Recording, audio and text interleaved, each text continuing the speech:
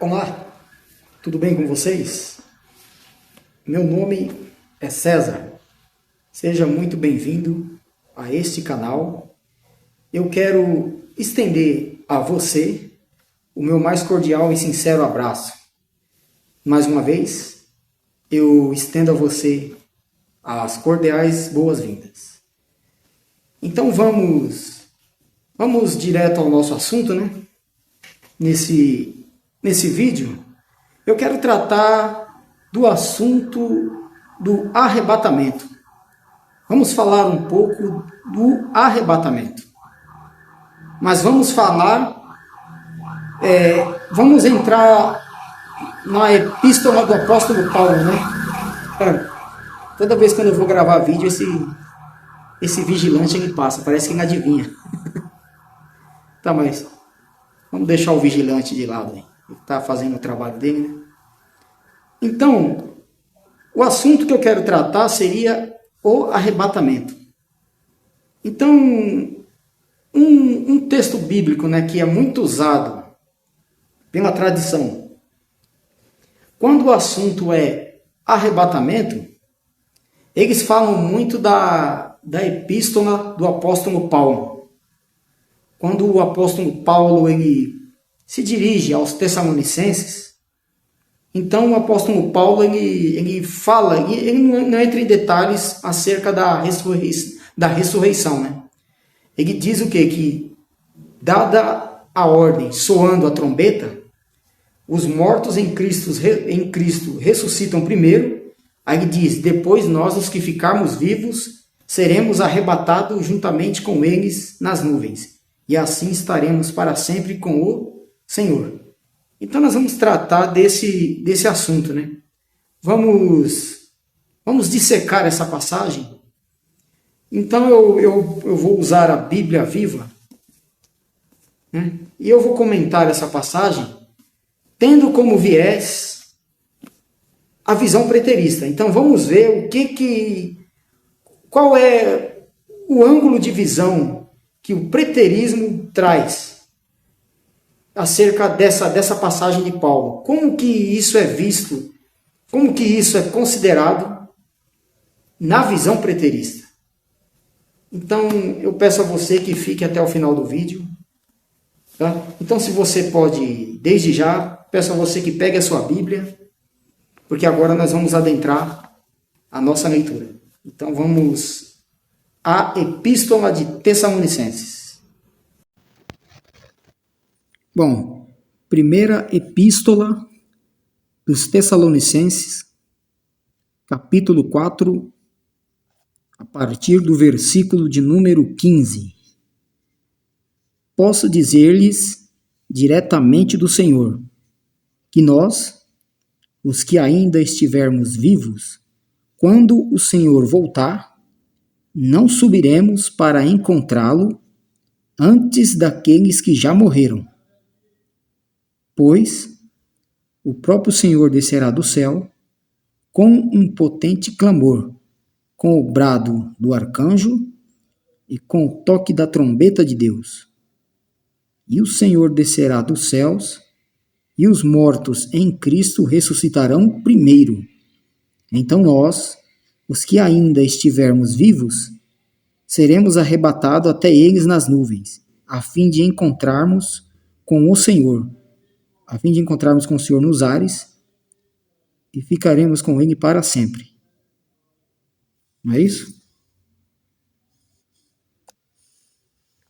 Então este é o trecho crucial que é tratado pela tradição religiosa, né? Quando eles querem falar de arrebatamento, esse seria o trecho que eles gostam muito de usar nas pregações, né? Da epístola do apóstolo Paulo aos Tessalonicenses. Só que o que é importante aqui, nós devemos entender que Paulo está mandando uma epístola aos cristãos de Tessalônica. Isso aqui no ano 51. Eu sei que é difícil para você, para você que está na tradição religiosa, eu sei que é difícil você compreender, mas tudo isso que você está lendo, isso aqui não é presente, ou isso aqui não é presente e muito menos futuro. Isso aqui é passado. Isso aqui é passado. Então, ou seja, se de fato isso aqui é passado, então quer dizer que a vinda do Senhor, ela já ocorreu. E conforme a visão preterista, essa vinda do Senhor, ela ocorreu em 70 DC, na queda de Jerusalém. Só que agora fica um impasse. Na queda de Jerusalém, os mortos em Cristo foram ressuscitados? Então, vamos lá então. Então, primeiro, antes de respondermos a essa pergunta, vamos mostrar, eu vou tentar mostrar aos senhores que só pelo fato disso aqui ser escrito dessa forma, isso aqui, Paulo estava tratando do presente da época. Então, quando Paulo fala, veja só, Paulo ele diz, posso dizer diretamente do Senhor que nós, veja, nós, os que ainda estivermos vivos. Então, ou seja, só o fato do Paulo usar o pronome nós, esse pronome já me remete ao presente. E por quê? Porque o apóstolo, ele se inclui no grupo desses vivos. Então, quando Paulo escreve isso aqui, a convicção do apóstolo era que no momento em que Jesus voltasse, ele iria estar vivo. Por isso que ele usa o pronome nós. E aí, olha lá, nós, os que ainda estivermos vivos, quando o Senhor voltar, não subiremos a encontrá-lo antes daqueles que morreram, pois o próprio Senhor descerá do céu com um potente clamor, com o brado do arcanjo e com o toque da trombeta de Deus, né? E o Senhor descerá dos céus, e os mortos em Cristo ressuscitarão primeiro. Então, olha lá, nós, os que ainda estivermos vivos, seremos arrebatados com eles. Veja, Paulo novamente usa o pronome nós. Então, ele se inclui nisso aqui. Então, só pelo fato de lermos, identificarmos esse pronome, isso quer dizer que o apóstolo Paulo se inclui. Então, a convicção de Paulo era que esse evento iria ocorrer nos dias deles. Iria ocorrer num futuro muito próximo dele, não um futuro da além de 2000 anos. Entende? Então, se nós trouxermos o conteúdo dessa epístola para os dias de hoje, nós seremos obrigados a trazer o apóstolo Paulo para os nossos dias também. E aí que fica o impasse. Então, agora, eu vou mostrar a vocês se isso aqui fosse algo a acontecer num futuro distante, veja só como que isso aqui deveria ser escrito. Vamos só fazer uma comparação. Veja. Olha aí. O mesmo trecho da epístola aos Tessalonicenses. Olha só. Se o conteúdo daquela epístola fosse algo que reportasse para os dias de hoje, veja como deveria estar escrito. Ora, ainda vos declaramos por palavra do Senhor isto: aqueles que estiverem vivos até a vinda do Senhor, de modo algum precederão os que dormem. Porquanto o Senhor, mesmo dada a sua ordem e ouvida a voz do arcanjo, ressoada a trombeta de Deus, descerá dos céus, e os mortos em Cristo ressuscitarão primeiro. Depois, aqueles que estiverem vivos serão arrebatados juntamente com eles, entre nuvens, para o encontro do Senhor nos ares. E assim todos estarão para sempre com o Senhor. Perceberam a diferença? Viu só? Quando você usa os pronomes, eu tirei o pronome nós e usei o pronome aqueles. Ora, quando se usa o pronome aqueles, qual é a semântica desse pronome? Dentro desse contexto, quando se lê o pronome aqueles, isso aqui me reporta para um futuro próximo ou para um futuro distante? Para um futuro distante, não é? Ora, ainda vos declaramos por palavra do Senhor isto, que aqueles que estiverem vivos. Então, quando Paulo fala aqueles, se estivesse escrito dessa forma, aí sim, nós poderíamos até dizer que isso aqui seria algo que poderia se cumprir nos nossos dias, né? Olha lá, os que estiverem vivos, de modo algum, lá, precederão. Veja que o verbo está no futuro, né? Os que dormem. E aí ele diz, ó, depois aqueles que estiverem vivos. Você vê que ele não fala, na epístola de Paulo está como? Depois nós, os que estivermos vivos, né? Então, quando Paulo, se a epístola de Paulo fosse escrita nesse formato, ele usasse esses pronomes, aí sim nós poderíamos dizer que tudo aquilo que Paulo está escrevendo, embora fosse aos Tessalonicenses, seria algo que remeteria ao futuro. Ao futuro, mas não um futuro próximo do deles, e sim um futuro distante. Perceberam? Então, quando você faz uma simples troca nos pronomes, você viu que lendo daquela forma que eu acabei de mostrar no vídeo, você viu que o sentido muda. Eu troquei os pronomes. Quando Paulo usa o pronome nós, os que estivermos vivos, a ideia que me traz é que Paulo está se incluindo. Nós, os que estivermos vivos, seremos arrebatados.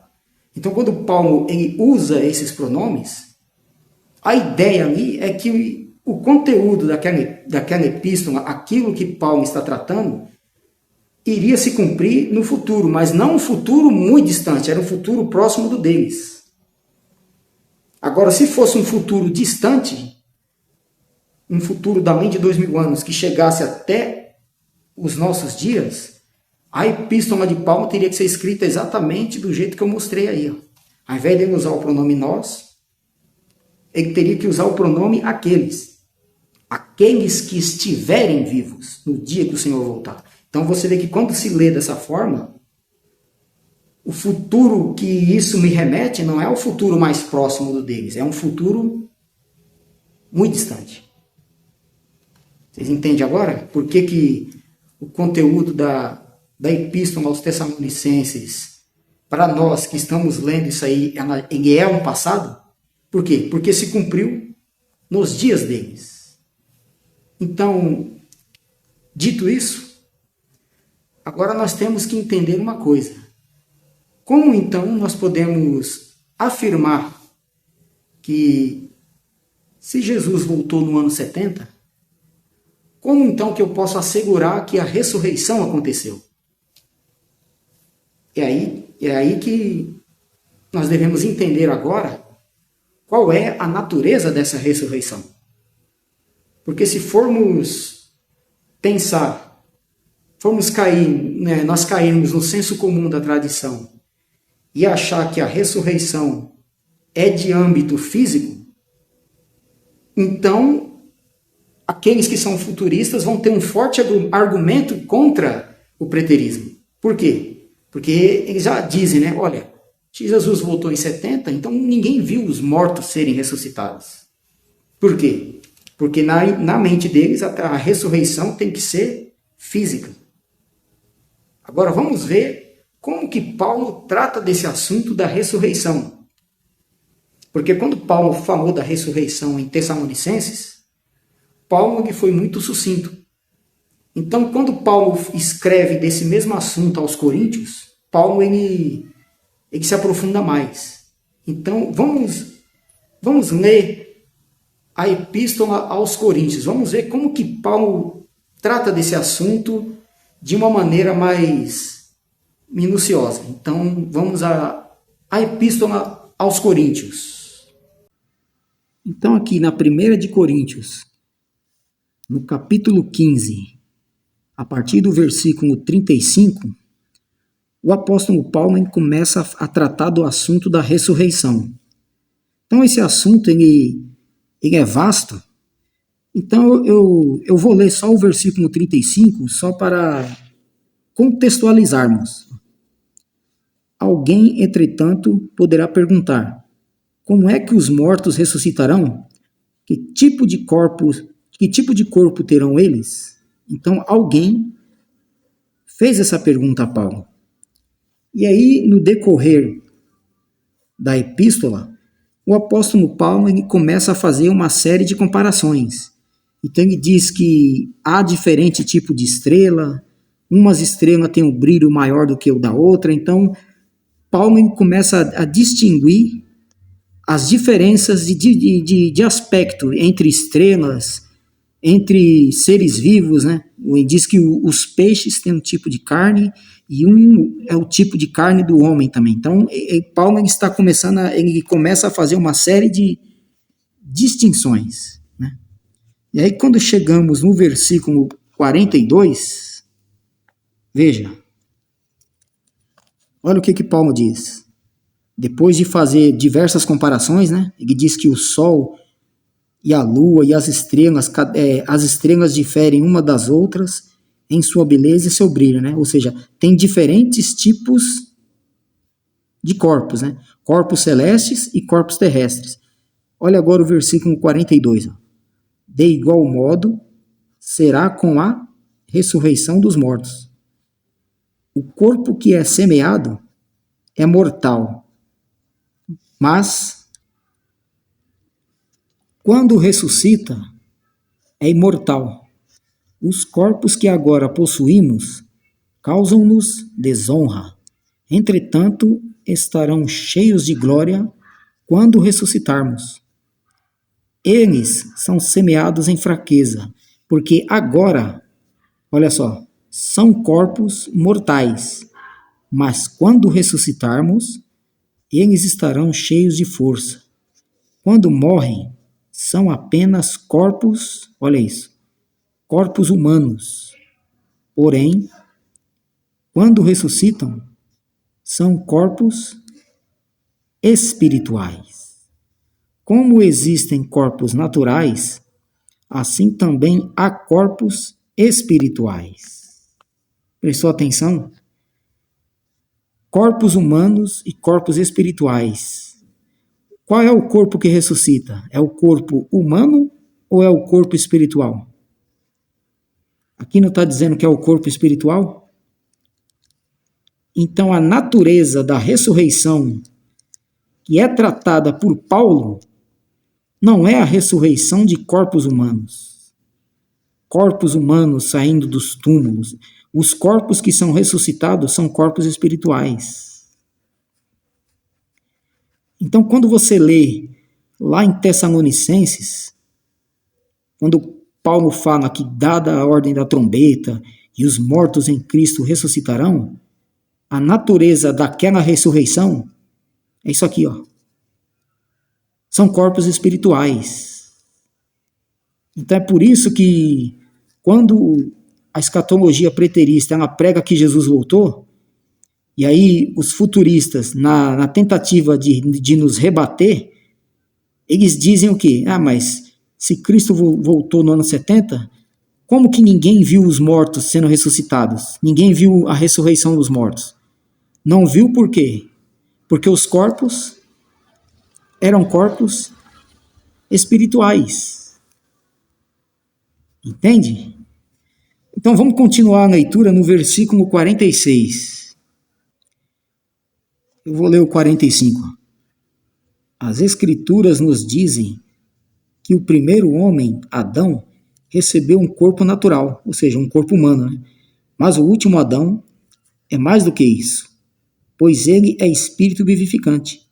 Nós temos primeiramente estes corpos humanos, que é o que? O corpo de Adão, né? A herança de Adão. E mais tarde, Deus nos dará corpos espirituais. Olha só, qual é a condição para receber o corpo espiritual? Para que o corpo espiritual se manifestasse, o corpo humano teria que acontecer o que com ele? O corpo humano teria que morrer. Entende? Se não houver a morte do corpo humano, não há o surgimento do corpo espiritual. E só mais uma coisa, se esse corpo espiritual é o que de fato vai ressuscitar, esse corpo espiritual, ele não vai ressuscitar para continuar vivendo nesse plano terrestre. Quem vive no plano terrestre é o corpo humano. O corpo espiritual, uma vez ressuscitado, ele vive não mais no plano terrestre, mas sim no plano celestial. Viu só, amigos? Como que as coisas elas estão em plena harmonia? Como que uma coisa vai coadunando com outra? Então, quando Paulo fala da ressurreição em Tessalonicenses, em que dada ordem a trombeta de Deus e os mortos iriam ressuscitar, você tem que tirar aquela ideia da sua mente de que são corpos que vão sair dos túmulos. Porque a natureza da ressurreição, que é tratada por Paulo, nós acabamos de ver aí na epístola dos Coríntios. O âmbito, a natureza da ressurreição, ela é espiritual. Não são corpos físicos que vão sair dos túmulos. Esse corpo físico que nós temos, ele só vai ter uma existência única. Esse corpo físico, ele habita o plano físico. Quando o corpo espiritual ele é ressuscitado, ele não vai ressuscitar para permanecer mais nesse plano físico. Então é aí que quando Paulo fala em Tessalonicenses, ele fala assim que primeiro os mortos ressuscitam. Nós já sabemos que ressuscitam em corpos espirituais. Aí veja só, ele fala, depois nós, os que ficarmos vivos, seremos arrebatados. Mas qual que é a condição para ser arrebatado? Para que haja o arrebatamento do corpo espiritual, o corpo físico, que é a herança de Adão, tem que morrer. Então aqueles que ficaram, eles ficaram vivos até cumprirem os dias de vida. E aí quando aquela carne foi ao pó, o corpo espiritual ressuscitou, e aí sim houve um encontro com aqueles que já haviam sido ressuscitados antes. Foi assim que aconteceu em Tessalonicenses. Foi exatamente isso. Então agora já caminhando para o final do nosso vídeo, eu só vou fazer agora mais uma comparação. Veja só que interessante. Olha o que diz Eclesiastes 12:7. Veja aqui o que diz Eclesiastes 12:7. Espera aí que tá. Dá um. E o pó volte à terra como era, e o espírito volte a Deus que o deu. Será que esse espírito que voltava a Deus é o mesmo corpo espiritual que Paulo trata na sua epístola aos Coríntios? Salomão aqui estaria falando a mesma coisa? Não. Por quê? Porque Paulo, ele recebeu a revelação da graça de Deus. E o que Salomão está falando aqui, o espírito que volta a Deus, esse espírito aqui, essa palavra, ela tem uma semântica de fôlego de vida. Então, ou seja, o corpo ia à terra, a pessoa que morria, e o fôlego de vida voltava a Deus. Fôlego de vida ou respiração. Diz que Salomão está falando aqui. Então, esse espírito que volta a Deus, quando fala que o espírito volta a Deus, isso aqui seria uma espécie de eufemismo. Né? O sábio Salomão aqui está usando de um eufemismo. esse espírito que volta a Deus, isso aqui na verdade é a respiração, é o fôlego de vida. A palavra espírito aqui dentro desse contexto tem o significado de fôlego de vida. Por quê? Porque se o espírito aqui fosse o corpo espiritual que Paulo trata na Epístola aos Coríntios, ora, então não haveria necessidade de Jesus voltar. Por quê? Porque Paulo diz que o corpo espiritual ele só haveria de ressurgir ao soar da última trombeta. Mas aqui está dizendo que esse espírito já voltava a Deus. Então não pode ser o mesmo corpo. Então quando Paulo fala do corpo espiritual na Epístola aos Coríntios, não é a mesma coisa que Salomão está falando aqui. Salomão aqui está falando do fôlego de vida. Ele está falando da respiração. É a respiração que voltava a Deus. Isso aqui, no caso, seria uma forma de eufemismo. É a mesma coisa de você dizer para um filho, né? Você tem um filho, aí você diz para o seu filho, olha, o titio foi morar com Deus, o titio foi morar com o papai do céu. Ou seja, eu estou usando o quê? Um eufemismo. Olha, ele partiu dessa para melhor. Então aqui é a mesma coisa. Salomão está falando que o espírito voltava a Deus. A respiração voltava a Deus. Ele está querendo dizer o quê com isso aqui? Ele está querendo dizer que uma vez que você cessa de respirar, o seu corpo vira pó. Então, meus amigos, esse foi o nosso vídeo. Então agora eu espero que você que ficou comigo até aqui, eu espero que você tenha assimilado bem essa questão da ressurreição. E quando você for ler a Epístola de Paulo aos Tessalonicenses, em que Paulo fala do arrebatamento, e aí ele fala dos mortos, que os mortos iriam ser arrebatados primeiro, você tem que ter em mente que o que Paulo fala ali em Tessalonicenses, a natureza daquela ressurreição é de âmbito espiritual e não físico. Não são corpos que vão sair dos seus respectivos túmulos. Isso aí é apenas uma utopia que foi adotada por séculos a fio aí pela tradição religiosa. Certo? Então eu vou encerrar o vídeo por aqui. Eu vou ficar por aqui. Eu agradeço a você que permaneceu até o final. Se o conteúdo desse vídeo é digno do teu like, deixa aí o joinha. Se você discorda, deixa aí o dislike, deixa a sua refutação, certo?